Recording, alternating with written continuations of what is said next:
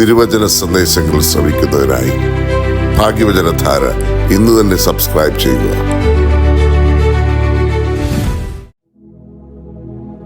ദൈവ തിരുനാമത്തിന് മഹത്വം. കർത്താവിൽ പ്രിയരെ, ഇന്നത്തെ നമ്മുടെ ചിന്താവിഷയം കർത്താവ് പറഞ്ഞ മനോഹരമായ ഒരു ഉപമയാണ്.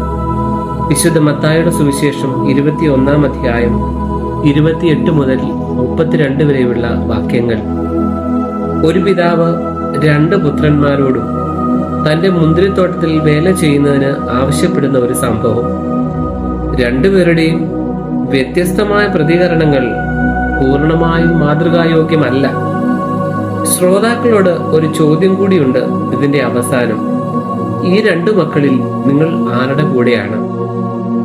മൂത്ത മകൻ പറഞ്ഞുപോയ വാക്കിനെ ഓർത്ത് ഖേദിച്ചവനാണ്. പറഞ്ഞുപോയ വാക്കിനെ ഓർത്ത് ഖേദിക്കാത്ത ആരാണ് നമ്മുടെ ഇടയിൽ ഉള്ളത്?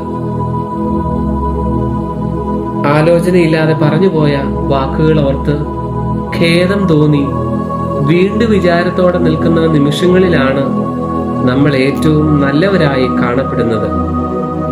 അത്തരമൊരു നിർമ്മലതയിലാണ് ഈ ചെറുപ്പക്കാരൻ മുന്തിരിത്തോട്ടത്തിലേക്ക് പോകുന്നത്.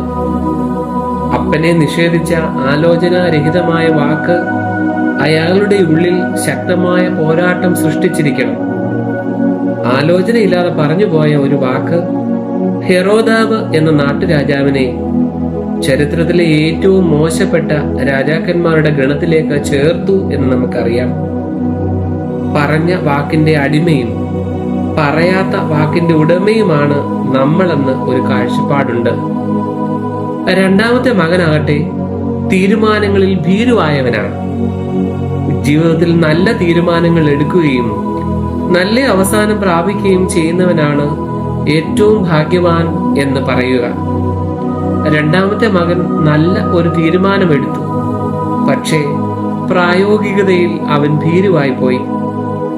വാക്കുകളുടെ മിനുസത കൊണ്ട് മറ്റുള്ളവരെ പാട്ടിലാക്കുന്ന ഒരുപാട് പേരുടെ പ്രതിനിധിയാണ് അയാൾ.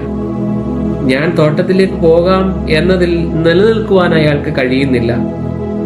പറയുന്ന കാര്യങ്ങളോട് ഒരാൾ പുലർത്തുന്ന വിശ്വസ്തതയാണ് അയാളുടെ വിശ്വാസ്യത അളക്കുവാനുള്ള മാനദണ്ഡം. പറഞ്ഞ വാക്ക് അന്തരീക്ഷത്തിൽ നിന്ന് മായും മുമ്പേ അങ്ങനെ ഒരിക്കലും പറഞ്ഞിട്ടേ ഇല്ല എന്ന് എത്ര കൂളായിട്ടാണ് നമ്മൾ ആണയിടുന്നത്. തീരുമാനങ്ങളിൽ ഭീരുവാകുകയും വാക്കുകളിൽ ധീരനാവുകയും ചെയ്ത യോന എത്ര വലിയ വിലയാണ് ജീവിതത്തിൽ കൊടുക്കേണ്ടി വന്നത് എന്ന് നിങ്ങൾക്കറിയാം.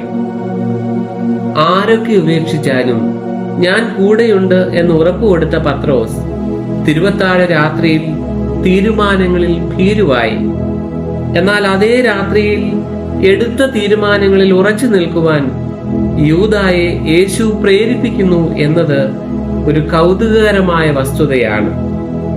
തീരുമാനത്തിനും പ്രായോഗികതയ്ക്കും ഇടയിൽ ഒന്നും കടന്നു വരാതിരിക്കട്ടെ. എന്ത് സംസാരിക്കണമെന്ന് അറിവ് തീരുമാനിക്കുന്നു, എങ്ങനെ സംസാരിക്കണമെന്ന് കഴിവ് തീരുമാനിക്കുന്നു, എത്ര പറയണമെന്ന് മനോഭാവം തീരുമാനിക്കുന്നു, ജ്ഞാനം അത് പറയണമോ വേണ്ടയോ എന്ന് തീരുമാനിക്കുന്നു. ജ്ഞാനിയായി തീരുവാൻ ദൈവത്തിന്റെ പരിശുദ്ധാത്മാവ് നമ്മെ ഏവരെയും സഹായിക്കട്ടെ.